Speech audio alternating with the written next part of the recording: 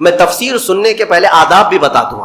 قرآن پڑھنے کے بھی آداب اور تفسیر سننے کے بھی آداب. ظاہر سی بات ہے کچھ آداب وہ ہیں جو ظاہر سے تعلق رکھتے ہیں. وضو سے ہونا چاہیے نماز قرآن پڑھنے کے لیے. لا یمسہ الا المطہرون, اس کو صرف اور صرف پاکیزہ لوگ چھوئیں گے. کس کو؟ قرآن پاک. تلاوت کرنے کے لیے وضو شرط ہے یا نہیں؟ چھونے کے لیے سب کو پتا ہے. ادب یہی ہے, ظاہری ادب یہ ہے کہ پاک رہے, جنوبی نہ رہے, حیض و نفاس والی عورت نہ رہے. قرآن پاک کے لیے یہ ظاہری آداب ہوئے. کچھ باطنی آداب بھی ہیں. قرآن پڑھنے کے لیے کچھ باطنی آداب بھی ہیں. تم 10 بار نہا لو, 10 بار وضو کر لو, قرآن کو ظاہری آداب کے اعتبار سے چھو تو سکتے ہو.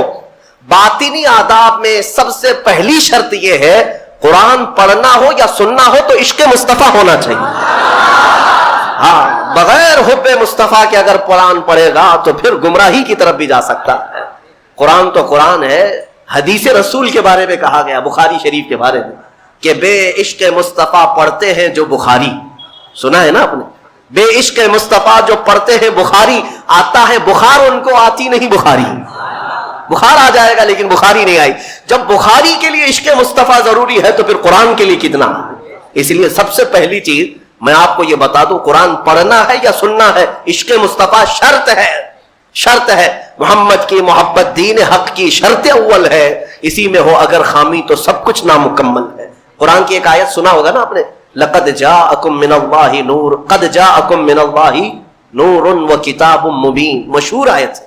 اللہ فرماتا ہے بے شک اللہ کی طرف سے ایک روشن کتاب, قد جاءکم من اللہ نور و کتاب مبین. بے شک اللہ کی طرف سے ایک نور آیا اور ایک روشن کتاب. ایک نور آیا اور ایک روشن کتاب. توجہ چاہتا ہوں, کیا چیزیں آئی اللہ کی طرف سے؟ ایک نور آیا اور ایک روشن کتاب. نور کون ہے سنیوں کو سمجھانے کی ضرورت نہیں. دوسرے لوگ تعویل کرتے ہیں نور سے مراد وہ ہے, نور سے مراد یہ ہے. ہم تو کہتے ہیں صبح طیبہ میں بٹتا باڑا, صدقہ لینے نور کا آیا ہے تارا. ارے ہمارا مزاج تو یہ ہے, بریلی کے امام نے ہمیں یہ سمجھایا ہے, وہی تو جوبن ٹپک رہا ہے, وہی تو جوبن ٹپک رہا ہے, وہی تو اب تک چھلک رہا ہے. نہانے میں جو گرا تھا پانی کٹورے تاروں نے بھر لیے تھے. یعنی یہ ستاروں کی جو چمک ہے نا, تم کیا سمجھتے ہو؟ سائنٹیفک اعتبار سے کہتے ہیں کہ سورج کی روشنی کھینچ کر رات کو تارے چمکتے ہیں. ہم نے سوال کیا پھر سورج کس کی روشنی کھینچتا ہے؟ سورج کس کی روشنی کھینچتا ہے؟ وہ روشنی سمجھنے کے لیے بریلی کے امام کی زبان میں پڑھنا پڑے گا. سورج ہو کہ چاند ہو. اعلیٰ حضرت فرماتے ہیں کہ اتار کر ان کے رخ کا صدقہ, اتار کر ان کے رخ کا صدقہ, وہ بٹ رہا تھا نور کا باڑا. اچھل اچھل کر جبی, یہ چاند و سورج اچھل اچھل کر جبی کی خیرات مانگتے تھے.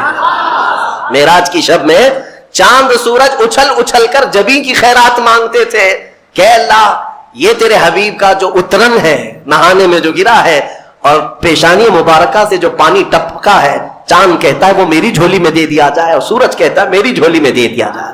جو بات میں عرض کر رہا ہوں وہ یہ ہے کہ قرآن میں اللہ نے کیا فرمایا, بے شک اللہ کی طرف سے تمہارے پاس کیا آیا, ایک نور آیا اور دوسرے روشن کتاب. جس کو ہم نے آج پڑھا وہ روشن کتاب.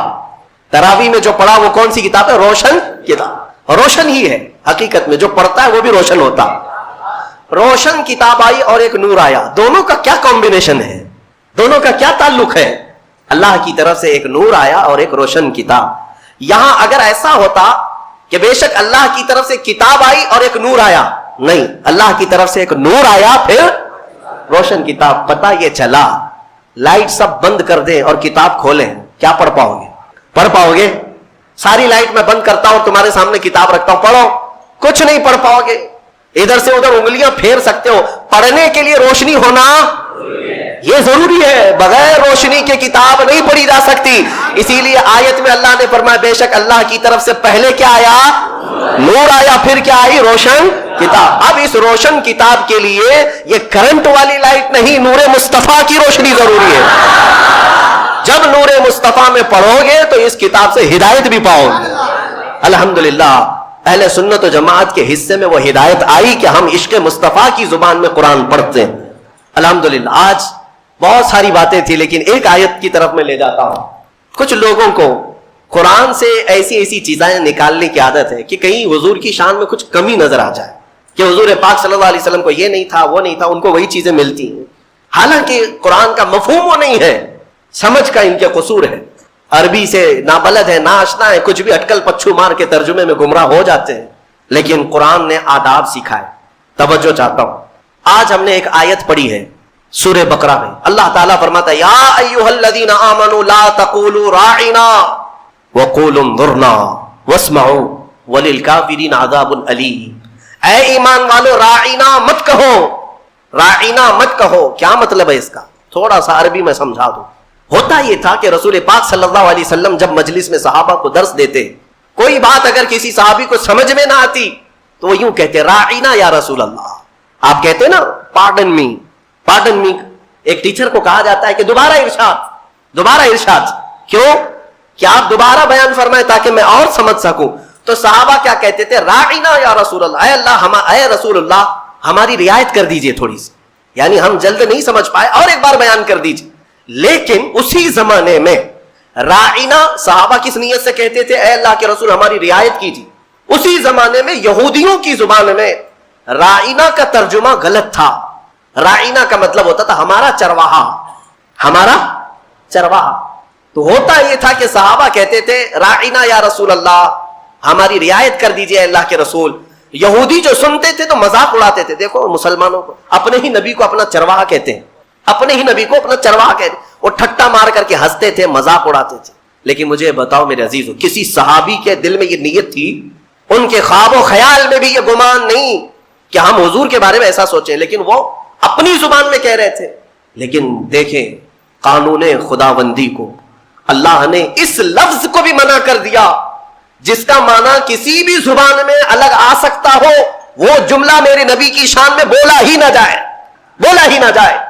اور عام لوگوں کو نہیں، امت میں اگر سب سے اچھے لوگ کوئی تھے تو رسول کے صحابہ تھے۔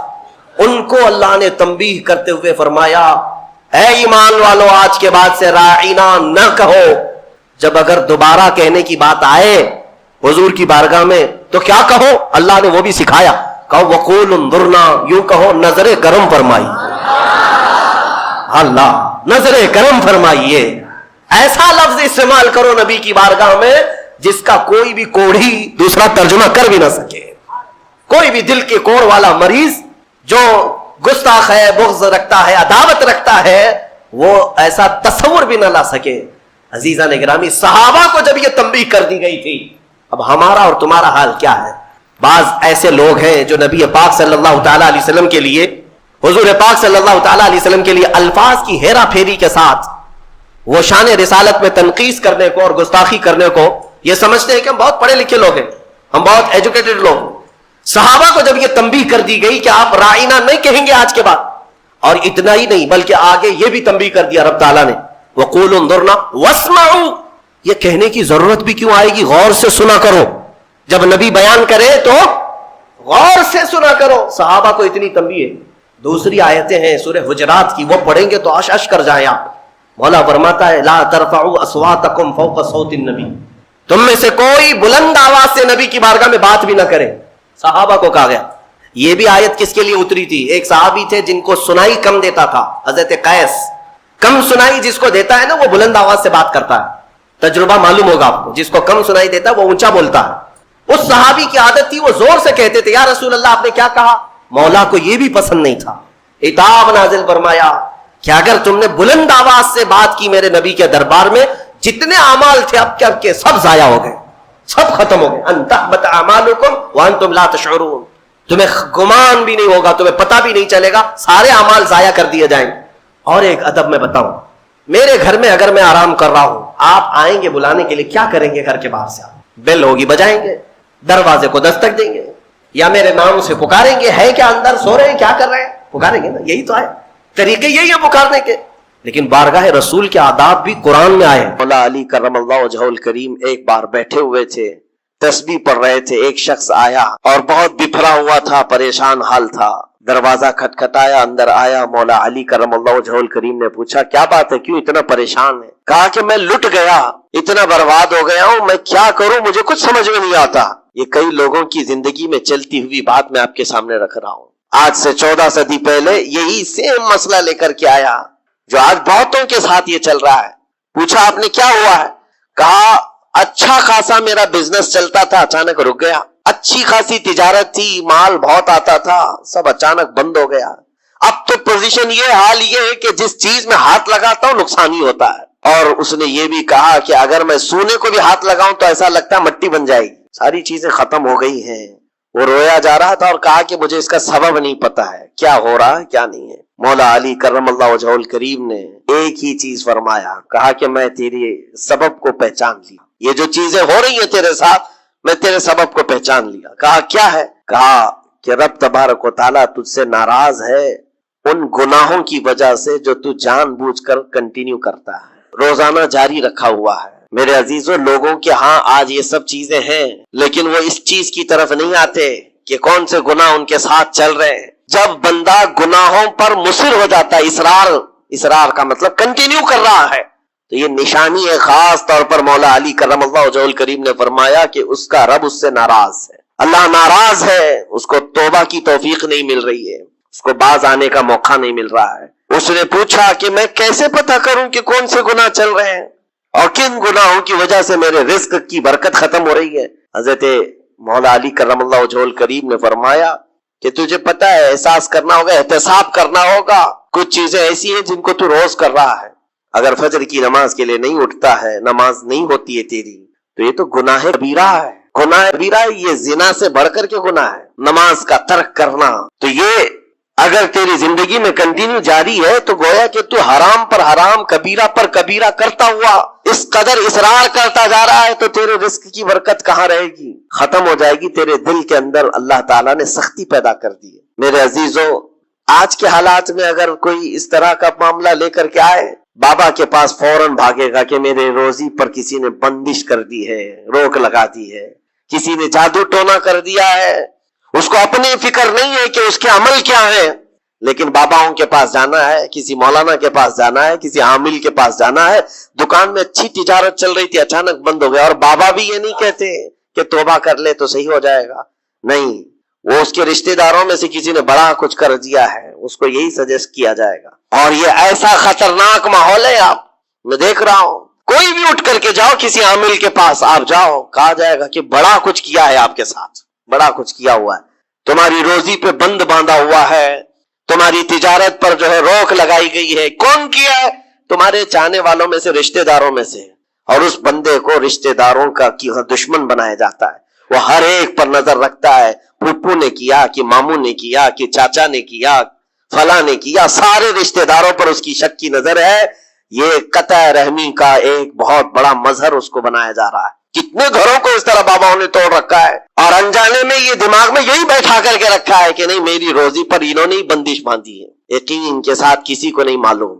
کاش یہ اگر اس کو بتائے ہوتے. یہ 99% جن کو تکلیفیں ہیں ان کے روزی کے معاملات، ان میں سے 99% کے حالات ایسے ہیں کہ فجر کی نماز نہیں پڑھتے. یہ کسی کو توفیق نہیں ہوتی، کسی بابا کو، کسی عامل کو، کہ ان کو تنبیہ کریں.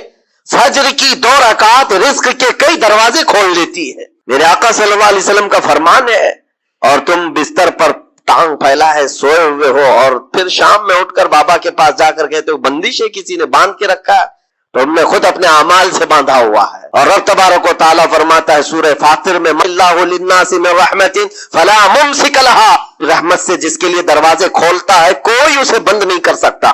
یہ رب کا فرمان سنا رہا ہوں. اور اللہ فرماتا ہے جس کے لیے اللہ روک دے کوئی طاقت اسے کھول نہیں سکتی. اللہ نے اگر بند کر دیا ہے تو کوئی نہیں کھولے گا. اب یہ رب تبارک و تعالیٰ کس کے لیے بند کرتا ہے، کس کے لیے کھولتا ہے، یہ اس کی شان ہے. لیکن ساتھ میں ایک بات اور آپ کو بتا دوں. حضرت ابو سفیان ثوری رحمۃ اللہ تعالیٰ علیہ، حضرت سفیان ثوری کا ایک قول ہے، یہ گناہ کنٹینیو جو کر رہا ہے اس کی سزا کیا ہے؟ یہ اللہ تبارک و تعالیٰ کے ناراضگی کی نشانی. سزا کیا ہے؟ کچھ لوگوں کو ایسا لگتا ہے مجھے کچھ نہیں ہو رہا ہے، میرا گھر بار سب صحیح ہے، ٹھیک ٹھاک ہے. تو فرمایا اس کی پہلی سزا تو یہ ہے عقوبۃ قسوۃ القلوب، یعنی جو کنٹینیو گناہ کرتا ہے رب تعالیٰ اس کا دل پتھر کی طرح بناتا ہے، سخت ہو جاتا ہے اس کا دل.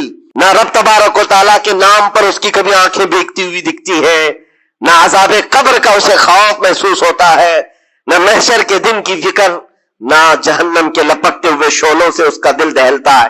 نہیں، دل سخت ہو گیا ہے. گناہوں پر جو بندہ کنٹینیو اصرار کرتا جاتا ہے اس کا دل سخت کر دیا جاتا ہے. یہ رب تبارک و تعالیٰ کے ناراض ہونے کی نشانی ہے، غضبناک ہونے کی نشانی ہے. اور ایک نشانی یہ فرمائی ہے، تابعین نے فرمایا کہ اگر بندے کو عبادت کرنے میں مزہ نہیں آتا تو سمجھ لو کہ رب تعالیٰ اس سے ناراض ہے اور توفیق چھین لیا. نماز پڑھنے میں دل نہیں لگتا، اور اگر وہ نماز کی اذان کی آواز سن کر کے بھی لاپرواہی برتتا ہے تو فرمایا گیا یہ اس بات کی علامت ہے کہ اس کا رب اس سے راضی نہیں ہے. اور جس سے مولا راضی ہوتا ہے کڑاکے کی ٹھنڈیوں میں بھی اس کو بستر سے اٹھا کر اپنے دربار میں لاتا ہے. جس سے رب تبارک و تعالیٰ راضی ہے اس کو اپنے دربار میں لگائے رکھتا ہے. وہ رات ہو کہ دن ہو کہ صبح ہو کہ دوپہر ہو، وہ بندہ دوڑا ہوا رب تعالیٰ کے حضور پہنچ جاتا ہے. میرے عزیزو، اپنی اپنی فکر کریں ہم کس کیٹیگری میں چل رہے ہیں. کہیں ایسی زندگی نہیں گزر رہی ہے کہ ہمارا رب ہم سے راضی نہ ہو، ناراض ہو. پھر پوچھا گیا کہ اگر اللہ تبارک و تعالیٰ ناراض ہے تو پھر دولت کی ریل پیل گھر بار ساری چیزیں ہیں. فرمائے یہ بھی ایک نشانی اللہ کی ناراضگی کی کہ گناہ کنٹینیو ہونے کے باوجود اگر تمہارے مال میں کمی نہیں آ رہی ہے، روزانہ بڑھتا جا رہا ہے، تو خوف کھاؤ کہ اللہ بڑے عذاب کا تمہارے لیے تیاری فرما رہا ہے. آخرت میں تمہارا کوئی حصہ نہیں ہوگا، سب کچھ دنیا میں دے دیا جائے گا اور تمہارے لیے بڑے عذاب کی تیاری ہو رہی ہے.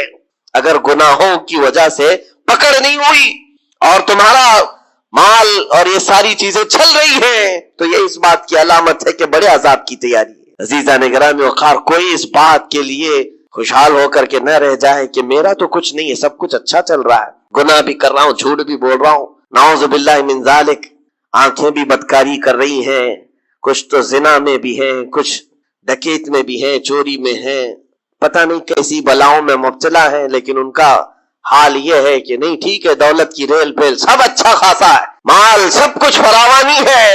تو یہ مت سمجھنا، قرآن کہتا ہے وَلَا يَحْسَبَنَّ الَّذِينَ يَبْخَلُونَ بِمَا آتَاهُمُ اللَّهُ مِنْ فَضْلِهِ. ایک جگہ وَلَا يَحْسَبَنَّ الَّذِينَ كَفَرُوا أَنَّمَا نُمْلِي لَهُمْ خَيْرٌ لِأَنفُسِهِمْ إِنَّمَا نُمْلِي لَهُمْ لِيَزْدَادُوا إِثْمًا وَلَهُمْ عَذَابٌ مُهِينٌ. اللہ فرماتا ہے جو لوگ ہم سے دور ہو رہے ہیں وہ یہ مت سمجھیں کہ اللہ تعالیٰ کے بارگاہ میں وہ اچھا کر رہے ہیں، بلکہ رب تعالیٰ فرماتا ہے انما نملی لہم، ہم ان کو ڈھیل اس لیے دے رہے تاکہ وہ اور گناہ کر لیں، لیزدادوا اسما، اور گناہ کر لیں.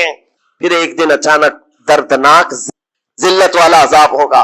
قرآن پاک میں رب تعالیٰ فرماتا ولا تکونوا کالذین نسوا اللہ فانساهم انفسهم، تم ان لوگوں کی طرح مت ہونا جو اللہ کو بھول گئے. جو عبادت سے دور ہوتا ہے یہ اللہ کے غضب کی نشانی ہے، اللہ اس سے ناراض ہے. اگر عبادات میں نہیں آ پا رہا ہے، نمازیں اس کی کمپلیٹ نہیں ہو رہی ہیں تو اللہ ناراض ہے اس سے. اور قرآن میں رب تعالیٰ فرماتا ہے، یہ سورہ حشر کی آخری آیتوں میں سے ہے، مشہور آیت، وَلَا تَكُونُوا كَالَّذِينَ نَسُوا اللَّهَ، جو اللہ کو بھول گئے تھے ویسے مت بنو، ورنہ کیا ہوگا؟ رب فرماتا فَأَنسَاهُمْ أَنفُسَهُمْ، اللہ ان کو خود اپنے آپ کو بھلا دے گا. یعنی تمہیں ایسا بنا دیا جائے گا کہ تم کو خود یاد نہیں ہوگا تم کون ہو، بھول جاؤ گے. قیامت کے دن بھی ایسے بہت ہوں گے جن کو خود پتا نہیں ہوگا کہ کیا تھے، بلکہ مرنے کے وقت بھی کئی لوگ اپنا نام تک بھول جاتے ہیں. ان سے پوچھا جائے، اسی لیے تو کلمہ پڑھنے کی تلقین کی جاتی ہے کہ آپ وہاں بیٹھ کر کے کلمہ پڑھتے رہو، ورنہ وہ بھولتا چلا جائے گا، بھولتا چلا جائے گا. ایسی کیفیت میں آتا ہے بندہ کہ وہ خود اپنے آپ کو بھول جاتا ہے. اور رب تعالیٰ فرماتا ہے کہ جن لوگوں نے اللہ کو بھلا دیا اللہ ان کو بھلا دے گا خود کا، ان کی ذات ایسی بن جائے گی کہ وہ خود اپنے آپ کو بھول چکے ہوں گے. عزیزان گرامی وقار، جو نشانیاں بتائی گئی ہیں ان کو چن کر کے دیکھو، کہیں میری زندگی میں آ تو نہیں گئی. دل کا سخت ہونا یہ بہت بڑی علامت ہے.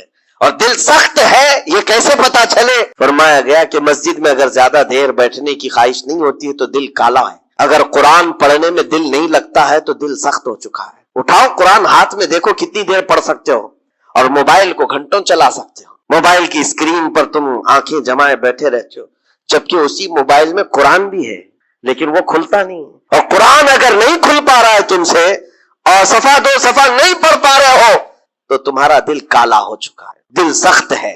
یہ 3 علامتیں تو مشہور ہیں. فرمائی گئی کہ اور تیسری بات یہ ہے کہ تمہارے جیب میں پیسے ہو اور کوئی سائل اور فقیر آیا اور تم اس کے لیے صدقہ نہیں کر پا رہے ہو تو دل تمہارا پتھر ہو چکا ہے. یہ دل کے سختی کی علامت ہے. اور عقوبۃ للعاصی یہ کہا گیا ہے دل کا سخت ہونا یہ تو رب کی طرف سے بہت بڑی سزا ہے. گنہگار کی سزا یہاں سے شروع ہوتی ہے. اور پھر آپ کو ایسا لگ رہا ہوگا کہ دل سخت ہو گیا ہے تو کیا ہوگا, اس کو ہلکے میں نہ لیں, ہلکے میں نہ لیں. فرمایا گیا کہ جب دل سخت ہو جاتا ہے تو بندہ کفر تک بھی جا سکتا ہے, کفر تک بھی جا سکتا ہے. دل کی سختی اس کو کفر بھی لے جاتی ہے. بلکہ بزرگوں نے یہاں تک فرمایا کہ جب بندے کا دل سخت ہو جاتا ہے تو اس کے نزدیک ماں سے زنا بھی ہلکا لگتا ہے, بیٹی سے زنا بھی اس کے لیے ہلکی چیز ہے. دل سخت ہے تو جانوروں سے زیادہ ذلیل کام کرنے کو بھی آسان سمجھتا. دل کی سختی اس کو بھیانک گناہوں کی طرف لے جاتی ہے جس کی سوچ بھی نہیں کر سکتے. اسی لیے میرے عزیزوں وہ دل کی سختیاں آنے سے پہلے اپنے رب کو راضی کر لیں, وہ رحمان کو راضی کر لیں. آج کے ان حالات کو دیکھ کر کے یہ سب محسوس ہونے لگتا ہے کہ کہیں رب ناراض تو نہیں ہے بندوں. دعائیں کثرت سے ہوتی ہیں, ہماری دعائیں کہاں جا رہی ہیں؟ اور ظالموں کا ظلم بڑھتا چلا جا رہا ہے. شرین اور فسادی لوگوں کو ہماری گردنوں پر حاکم بنایا گیا ہے. یہ سب رب تعالیٰ کے غضب کے علامات ہیں. اجتماعی توبہ ہو, اور توبہ کا بھی مطلب یہ نہیں ہے کہ دونوں گال پہ ہم تھپڑ مار کر کے نکل جائیں. زندگی پر اس توبہ کے اثرات کا اظہار ہونا چاہیے. آج رات کو توبہ کیا ہے, رب تعالیٰ کے حضور سچی توبہ کیا ہے تو کل اس کی زندگی میں تبدیلی تو آئے. رات بھر توبہ کرتا رہا اور فجر میں سو رہا ہے تو کوئی تبدیلی نہیں آئی. یعنی تم نے دل سے اللہ کی بارگاہ میں توبہ ہی نہیں کیا ہے, نہ ہی تمہارے چال چلن میں کوئی فرق آیا. یہ توبہ نہیں ہے. تھپڑ تو 1000 بار مار لو, اس کو توبہ نہیں کہا جاتا. توبہ عزم مصمم کا نام ہے, اور اللہ تبارک و تعالیٰ کو راضی کرنے والی توبہ وہی ہے جو عزم مصمم کے ساتھ ہوتی ہے. جانتے ہو سیدنا عمر فاروق رضی اللہ تعالیٰ عنہ, ان کا دور وہ ایک ایسے رعب و دبدبے کا دور ہے. ایک شخص ایک دکان سے یا گھر سے شراب کی بوتل لیا اور نکلا باہر. شراب کی بوتل لے کر کے حضرت عمر فاروق رضی اللہ تعالیٰ عنہ راستے پر آ رہے تھے, آپ کی نظر پڑ گئی, اس نے بوتل چھپا لیا. شراب کے ساتھ پکڑا جاتا, ابھی کوڑے بھی مارے جاتے اور ذلیل بھی ہوتا. حضرت عمر جیسے بڑھتے آ گئے اس کی ہیبت بھی بڑھتی چلی گئی. کیا ہوگا, بچا کے نکل جاؤ نہیں, لیکن سیدھے وہ سامنے آ کے کھڑے ہو گئے. کہا کہ کہاں سے؟ کہا یہیں سے آ رہا ہوں. کیا ہے جس کو تم بغل میں چھپائے جا رہے ہو؟ جس چیز کو چھپا رہا تھا اسی چیز کا سوال کیا انہوں نے. اس بندے نے کہا کچھ نہیں امیر المومنین, دودھ کی بوتل ہے, دودھ کی بوتل ہے, میں چھپایا ہوا ہوں. آپ آ رہے تھے آپ کی عظمت میں. حضرت عمر فاروق رضی اللہ تعالیٰ عنہ کی دوربین نظر جانتی تھی. آپ نے کہا دودھ کی بوتل ہو تو چھپانے کی ضرورت کیا ہے, نکالو باہر. اب اس کے ہاتھ اتنے کانپنے لگ گئے ڈر کے مارے کہ وقت کا وہ امیر المومنین کھڑا ہے جس سے قیصر و کسریٰ بھی تھر تھراتے ہو. اب ان کے سامنے کیا بہانہ کیا جا سکتا ہے؟ اس نے بغل میں سے آہستہ سے بوتل نکالی, آپ کے سامنے سر جھکا کر پیش کیا. حقیقت میں وہ دودھ کی ہی بوتل تھی. یہ دیکھ کر اس کا سر چکرا گیا. شراب لے کر کے نکلا تھا اور بغل میں چھپایا بھی تھا امیر المومنین کے ڈر سے. حضرت عمر فاروق نے کہا کہ دودھ کی بوتل ہے تو تیرے اندر اتنا ڈر اور سہم کس بات کا؟